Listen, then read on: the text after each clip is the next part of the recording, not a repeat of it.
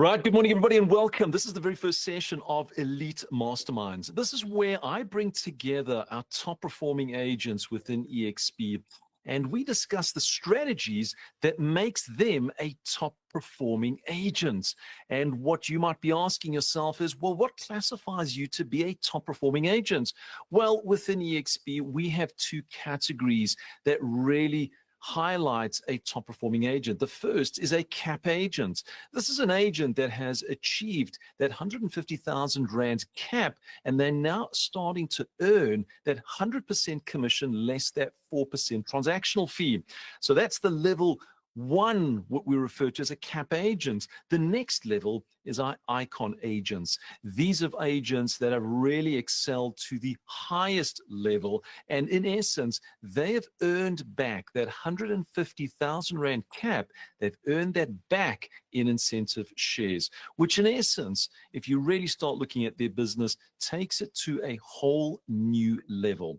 Now, joining me today, I've got Ida and I've got Delisha, two of our cap agents that are going to be going through a topic that I thought would be absolutely relevant to start, which is the best lead generation techniques and skills and strategies that they are using going into 2025. So I want to start with Delisha. Delisha, how are you doing? You can unmute yourself. How are you doing today? And just give me a little bit of a background. When did you start in real estate? When did you come into eXp? And some highlights just to introduce yourself.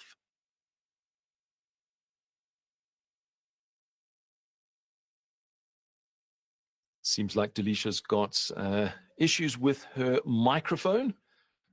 All right, I'm going to jump on to Ida. Ida, same question goes through to yourself. Give us an idea of where you've come from, how long in the real estate, and some highlights. Yeah, sure. Thank you so much, Stuart, for the opportunity, and good morning and welcome to everybody on the call. It's so exciting to have you here with our mastermind. Stuart, I've been in real estate now for 5 years, just coming out of COVID. My mentor that brought me into the industry, I was actually doing marketing for, so very relevant topic for me today. This is actually how I got into real estate, and she asked me, have I ever thought about coming into the industry? I said, absolutely not, but I'm willing to give it a go. And 5 years going into not looking back is probably one of the most rewarding careers that somebody can have out there. Some of my highlights include starting my own team, the Cape Town Real Estate Group, powered by eXp, running here in Cape Town and surrounds. We are 7 members strong right now, and they are absolutely flying and just embracing the training and mentorship. Definitely another highlight in my career, I've been with Build Africa Conference now as a speaker, sharing my own personal story and success stories and what has helped us along the way. I've been on some tech panels with mega agent leadership camps. So yeah, tech is my thing, and combining my love and passion for real estate and technology, it's an absolute win-win combination.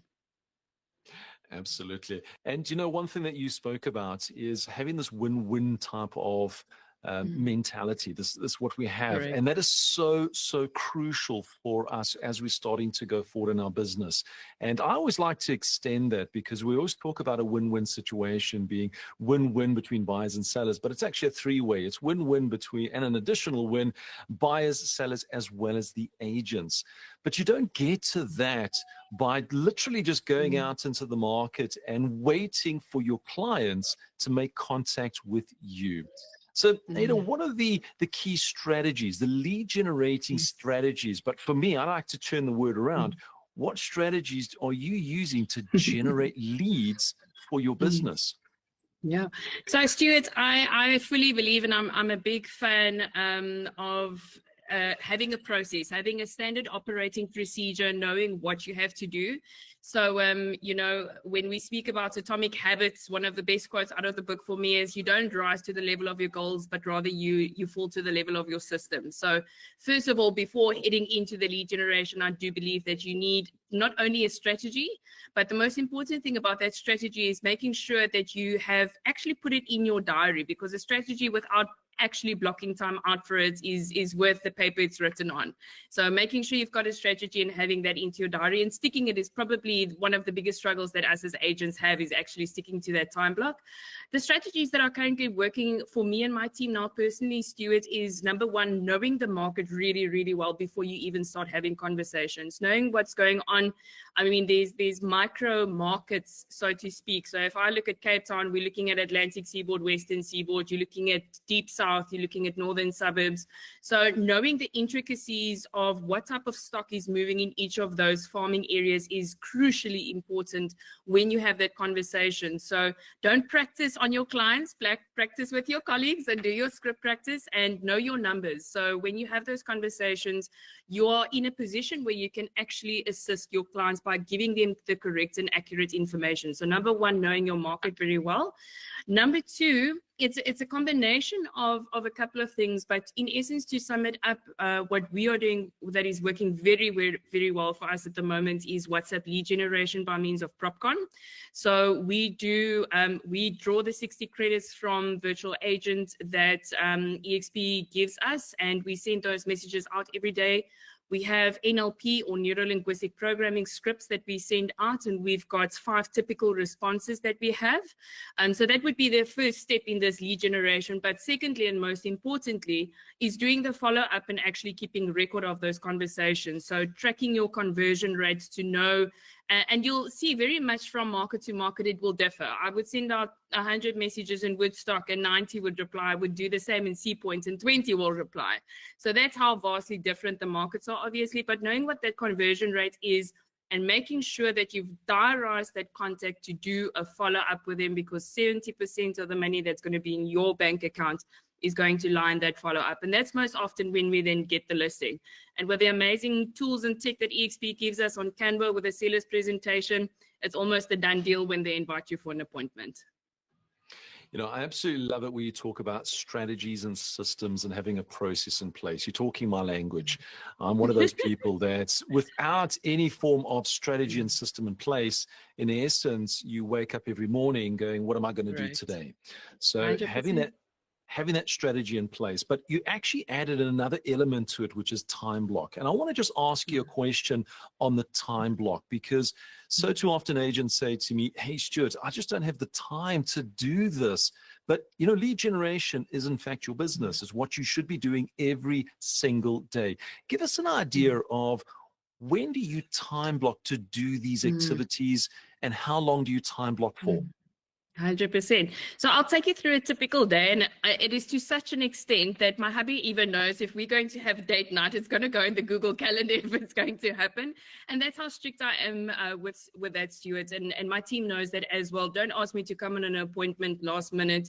If you didn't send me a calendar invite 2 days ago and I didn't have a slot for it, it's simply not going to happen. And I really, really live by my calendar. I've got it on my phone, so those notifications go off with every single time block. To walk you through a typical day of what I would do, I like a slow morning. You're right. Our days are quite hectic and they go on for quite long in the night sometimes, and late afternoon. So I like a slow morning. I wake up at any time between 6 to 7. I start getting my boys ready for school, take them to school at 8 o'clock. Then I listen to a podcast or two from 8 o'clock after school, have a cup of coffee. And then at 9 o'clock, it's full steam ahead. I do my planning the day before. So at 9 o'clock, I start to lead generation. I've loaded my numbers the day before. I would probably send out anything between 60 to 100 WhatsApp messages per day. And I only do that from Monday to Thursday. Depending on the response rate from the area, you kind of gauge what response rate you get. So I kind of also gauge it so as to not send too many, because the whole point of the WhatsApp message is to engage in conversation. So there's no point in sending out that message if you're not going to respond to it immediately. So I'd probably be sending out messages and responding to them anytime from 9 o'clock up and until 12. So that's a proper 3-hour lead generation session of having conversations and sending out CMAs with the latest rental stats and the sales stats for the area or for the sectional scheme.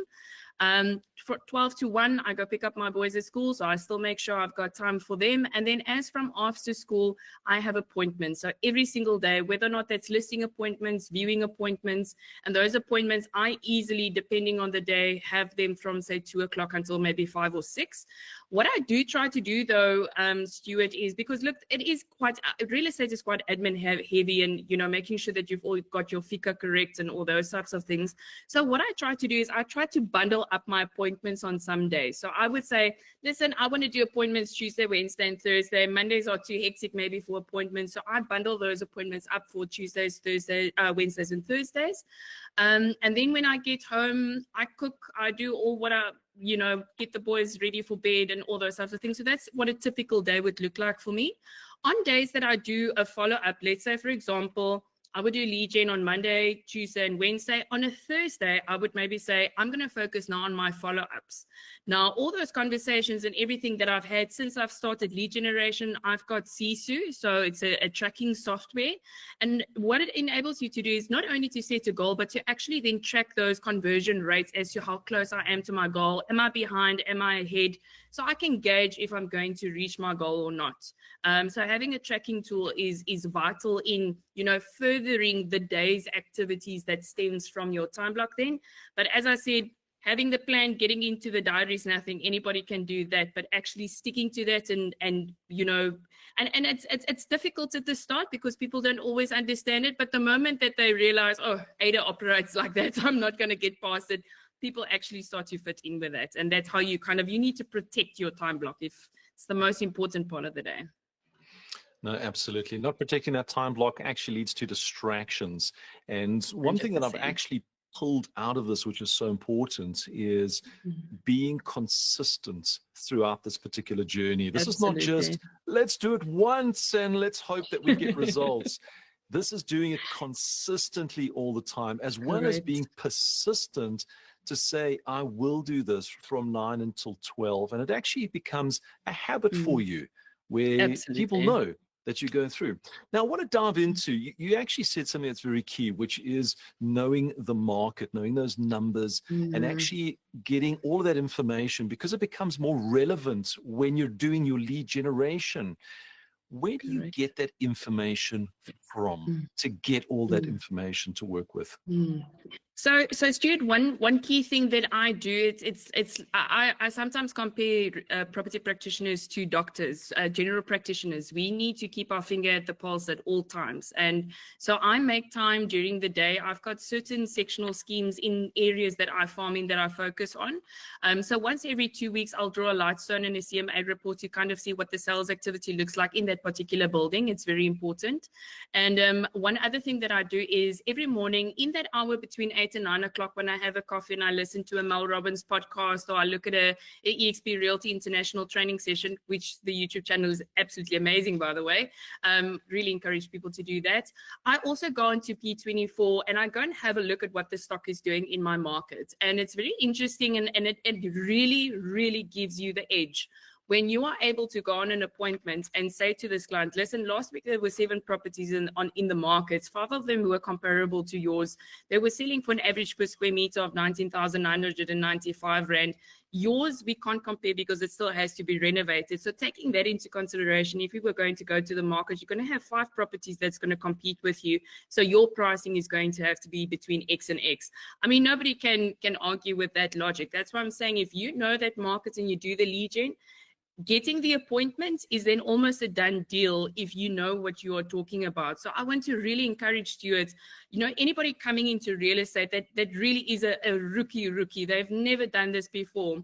Don't stand back because you think you don't have experience. If you know what you're talking about and it's not just an estimated guess, but it's rather an educated opinion, you will get that mandate. Don't stand back for it. Just know what you're talking about.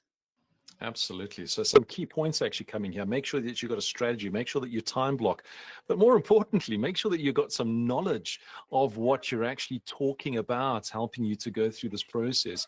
Now, I know that there's going to be questions coming from our agents, which is, all right, so you're sending out, and you made mention that you're sending between 60 and 100 WhatsApp messages per day. And you're doing that for, let's call it 3 days a week, Monday, Tuesday, Yeah. Wednesday. So we're looking at 180 to 300 contact details. Now, you mentioned that you're using a tool, the virtual agents, and I know within eXp, we give you 60 free credits per day, allowing you to get those particular numbers.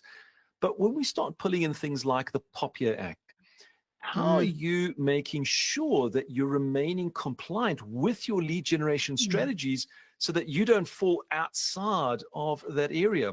What is your strategy right up front when you're sending out that very first WhatsApp message?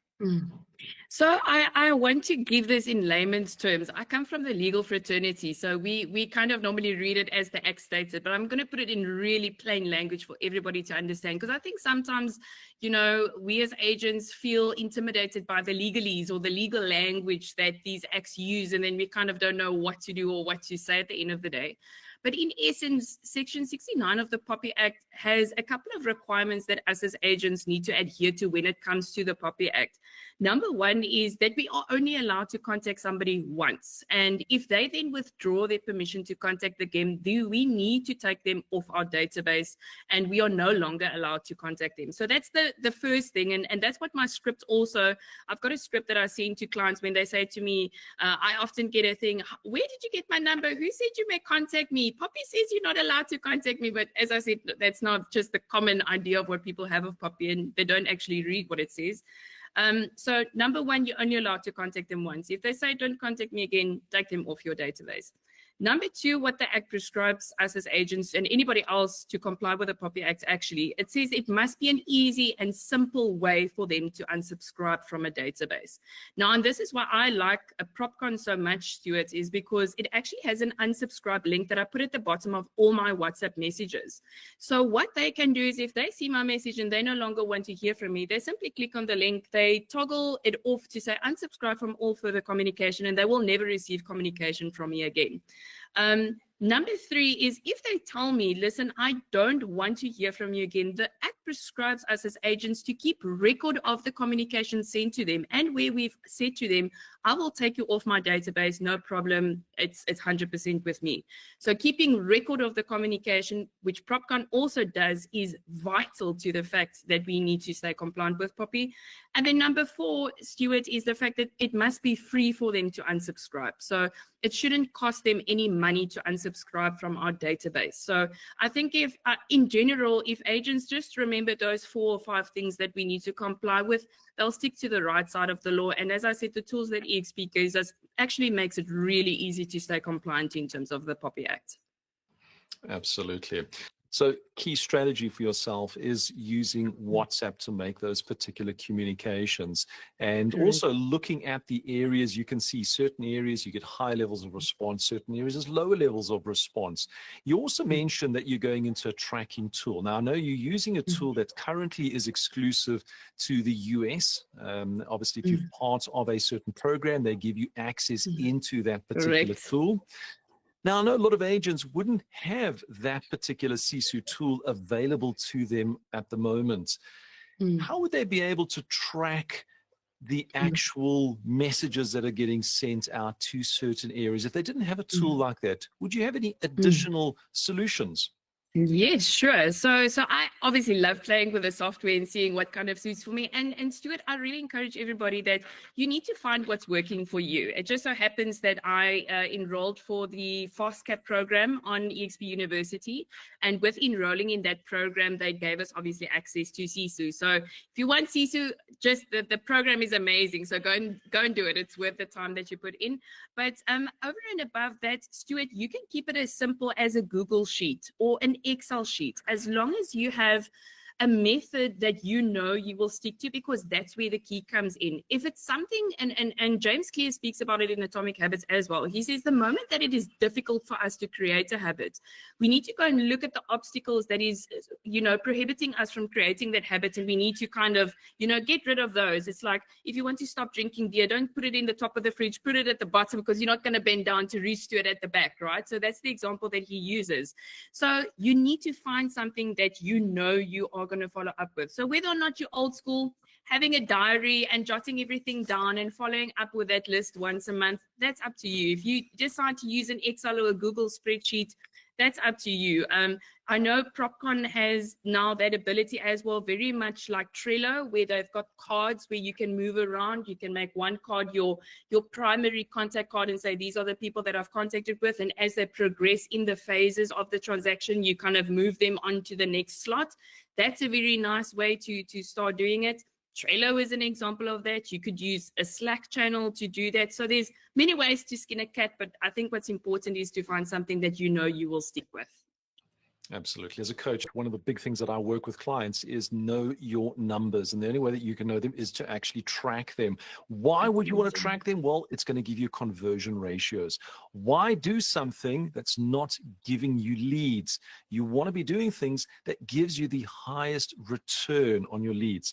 Now, 100%. you actually dropped in another lead generating technique that most people, they actually didn't know that this was a lead generating technique. And I've been a very, very strong advocate for this for many, many years, even outside of real estate. And it's probably the strongest lead generation technique that anybody can ever use. And it's called follow-up. Now, follow-up is something that agents, I know for me personally, 60% of my business came through from follow-up. You mentioned 70%. It's a high percentage of your business comes in from follow-up. Give us an example. Client has actually said to you, Ada, we're not looking at selling our property now, but maybe in about 2 months' time. What would a follow-up look like for you for that particular client? So very important, Stu, to go back to the type of scripts that I use, neuro-linguistic programming. And I would really encourage anybody, there's so many channels on YouTube that teach you about neuro-linguistic programming. And it's really the art of questioning. How do you ask questions to get certain answers from that? First of all, it's going to be important to know when you need to follow up with them, and that's where the tracker comes in. So making sure, just coming from the legal fraternity, I was a debt collector. So it was very important for me to diarize these files to make sure that I follow up with them by the next payment date. And I kind of think that's where the habit came from. So coming into real estate was quite easy to do that. But I think obviously knowing when to follow up. And then the second thing is my script would probably go something like, hi, Stuart, it's Eide here. Hope you're doing well. We spoke about a month ago. I know you said you guys are maybe thinking of going into the market.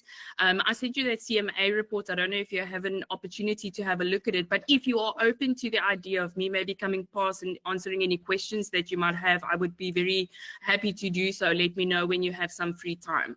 So that's kind of what my script will look like. And I kind of keep it passive. I feel sometimes, it does necessitate a call, if I haven't spoken to them in a while, but often I would just pop them a WhatsApp. I know, especially if they're working during the day, you don't want to, pop somebody a call while they're actually busy or in a meeting or something like that. But when you send a WhatsApp message, it lasts there until they have the opportunity to respond. You're not forcing them for an answer. And that is really key in your follow-up. Is making sure that they don't feel forced. They don't feel like you are telling them what to do. You are opening their mind to, and this is where the NLP comes in. Are you open to the idea of me coming past and answering any questions you might have? Would you be open to, or hypothetically speaking, if you were not to sell your property within the next month or so, could I come past and come show you how I sold Pitty's property in 123 Apple Street down the road a month ago? So giving them the idea, but it's almost like you make them feel like it's their idea. You're not pushing them into a corner, because that's when that resistance comes up and they're like, no, I'll call you when I'm ready. That's often the answer that a pushy agent gets. So don't be pushy. Open the door up and create the hypothetical situation. And believe you me, if you gave them the right information, they will come to you when they are ready. But it's important to do that follow-up, because they also forget. Absolutely. Follow-up is definitely the key to everyone's business, and it's something that should be part of your time blocking. Eddie, you mentioned that you're doing it on a Thursday. For me, I always used to do it on a Monday. And so make sure that you do have that day every single week time blocked to actually do the follow-up. And one thing that I always say to agents that I coach is, well, when you're actually doing a follow-up, you're never going to get this, how did you get my number? because you're following up. It's a very, very easy conversation, and that is going to allow you to start going forward. So, Ed, I want to thank you for your time for coming on. I'm going to open up for some questions. I know that we've got a few that have come into the actual chat box, and I want to thank all of you for actually popping these particular questions that have coming through. I'm going to go through them, and then I want to open up the microphone. So first one from Abby, the app, it's actually called Sisu. So it is something that's available to the US agents, or if you jump into the Fast Cap program, which is currently only available in the US, we are waiting for the re-release, and hopefully in the future it will come out. What's the name of the YouTube channel? That will be coming out soon as far as the eXp, but there are so many YouTube channels. Ada, is there any specific YouTube channel that you actually subscribe to that you could recommend? So there's three actually that I would highly recommend, Stuart. Firstly, it's the eXp International channel. So they've got different playlists with sellers presentations, buyers presentations, negotiations, etc. So definitely eXp International's ones. I often like to listen to that. I've mentioned Mel Robbins just for some motivational. I think sometimes, it's not the leads or the market that gets in our way, but it's, us that get in our own way. So, if you can overcome your mindset, then really the world's your oyster. A third one is definitely Tom Ferry and his marketing partner, Jason Pantana. So if you haven't watched that, really want to subscribe to. And then last but not the least, and probably one that I would say has had the biggest influence on my real estate career personally is Brandon Mulreenan from reverseselling.com, and he specializes in neuro-linguistic programming. So all his scripts, he has his own coach. He's live cold calling on his YouTube channel as well, which is absolutely amazing. I mean, those guys are fresh out of high school. They're 18, 19 years old. So if they can do it by just following his advice, really anybody can do it. Absolutely. So there we go. 4 different YouTube channels that you can actually jump into and going from there. Andrew mentioned, what script do you use when you first make that particular call? And that's so you can get your foot in the door. Give us a little bit of a high level overview, not giving all of your little trade secrets. I don't believe in gatekeeping, Stuart. So I'm literally going to give you guys the script that I say. It would go something like this, and this is what that will go out on my PropCon with my first point of contact. It would say, "Hi, Stuart. It's Eddie here from the Cape Real Estate Group. Quick question. Are you still the owner of number 123 Apple Street in Parklands? The reason why I'm asking, if the time was right and if it made sense for you to sell right now, would you consider listing with me for rent or for sale within the next 4 months? If so, I can provide you with a CMA report giving you the latest numbers so you can make an informed decision. Hope to hear from you soon." And that is it. There we go. That is a simple, very, very simple script. So there we go. That gives you that nice little high-level overview. All right. Machadi, struggling to log into Sisu? No, you won't be able to log into Sisu. As I mentioned, you have to actually go through the Fast Cap program, and they give you access. This is not an access that's part of the actual cloud fees. Martha, can we also do a follow-up on clients who don't respond to WhatsApp messages? That's actually a great question. You send out 100 WhatsApp messages, but you may get 70 that just don't respond to you. Can you do a follow-up to them? So 100%. So what I like to do with a follow-up script, and I don't always get time for it, it's just because the response rate is so enormous that you normally get with a WhatsApp. So it's sometimes almost not necessary. And it's very interesting to see, Stuart, that sometimes people read the message, they don't respond. And I just recently, when was it, last week, we were actually at the conference last week, Wednesday, received a message from someone asking me to list their property that I sent a message to in August of 2023. So for 2 years that I haven't had a response from them, and they kept my message and asked me to list their property. So definitely the way to go. A follow-up message could be as simple as a voice note. I like to do a voice note for the second one, because then I kind of personalize it a little bit. And if we look at marketing trends for 2025, personalizing your marketing efforts to your client is definitely going to be key. So I like to send a voice note for my second follow-up. "Hi, Stuart, it's Eddie here. Hope you're doing well. I sent you a message last week. You might have gotten busy in the meanwhile. Just wanted to follow up with you if I could be of any assistance to you. Just let me know when you have some free time and we can just hop on a call to have a quick conversation." As simple as that, and they feel like you've literally just spoken to them because they hear your voice. They hear you mentioning their name. So then they would often come back to me and say, oh, Ada, I'm so sorry. It was such a hectic week. It was month end. I'm so sorry for only coming back to you now. Yes, absolutely. When can we chat? And that's normally how the conversation goes. Absolutely, absolutely. I used to do the exact same thing. I love that first touch as a text message, second touch as the actual personalized voice message, something that is extremely, extremely powerful. Right, I've got a couple more questions which we'll bring in after. I want to open up the microphone. So if you do have a question for Ada at any particular stage, please, you'll see at the bottom of your screen, there's a little hardcore high five. Press that little button. It puts you into basically a queuing system so that we can get you through it. So if you do have a question, you're more than welcome to do that, and we go through. So there was a question, I see it has been answered in the chat box. It was Brandon who, and I can see Brandon Melodian has actually been answered in the chat box. Right, it doesn't seem we've got anybody that's answered any questions. It seems like we've asked all of that. There we go. There's one that's just popped through in the chat box from Johan. Do you use the latest number from VA? For your WhatsApp messages, sometimes quite a few numbers, both husband and wife. So who do you take preference to? Because we do have two numbers and there could be two owners. Do you have a preference? Who do you send them through to? Actually not, Stuart. It's sometimes I would see the woman in the men's life normally often respond quicker to the messages, but I send messages to both spouses. I do take the most recent one on VA, so I do note from VA's history that they update it every year.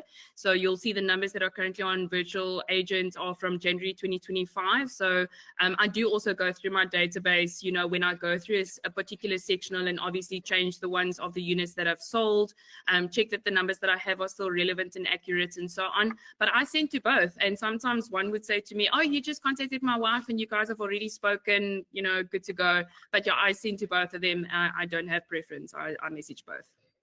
Fantastic. What I love about that is it doesn't matter who the person is. A client is a client. Even if they're married, there are still clients, because one thing that you must remember is each one of those clients has a sphere of influence around them. They've got friends, family, clients, past clients, friends, etc. So by getting hold of both husband and wife, basically it just doubles the size of your database.